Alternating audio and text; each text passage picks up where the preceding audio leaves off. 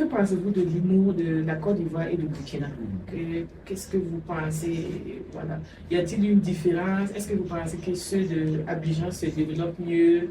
Non, il faut reconnaître que nous-mêmes, on a eu beaucoup de chance parce qu'au Burkina, l'humour, c'était pas trop ça. C'est pas trop le fort du Burkinabé. À l'époque, il a eu Jones, Génération 2000, qui était là, qui ont essayé d'apporter aussi leur tout jusqu'à présent. Ils sont toujours là.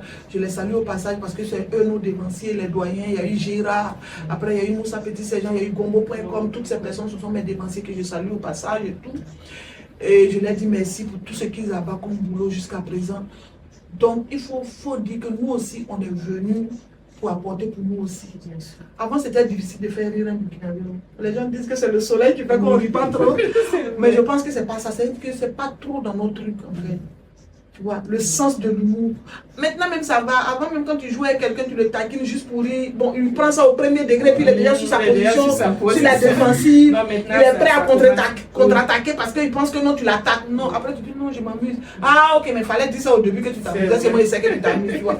Donc il y a le sens de l'humour qu'on n'a pas. Mais maintenant, beaucoup de choses a changé. Et puis les Burkinabés sont devenus plus... En fait, ils sont devenus plus humoristes même que les humoristes. Pour moi, hein, c'est vrai qu'il y a toujours du travail à battre parce que quand ça rentre souvent presté là, il y a d'autres qui sont assis même peut-être qui se disent entre eux là-bas, ils pensent qu'on va rire. On ne va pas rire. Est-ce qu'elles nous connaissent?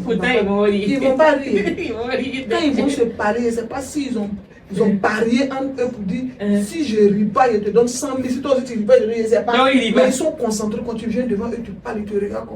C'est comme s'ils te parlaient dans ton oreille pour te dire quitte devant nous, quitte là. Ils ont payé pour ils nous agacent. Tu vois.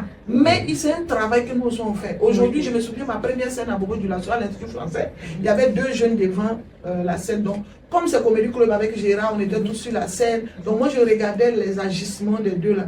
Il y a des positions ils ont pris depuis le début. Tout le monde passe, il ne rit pas.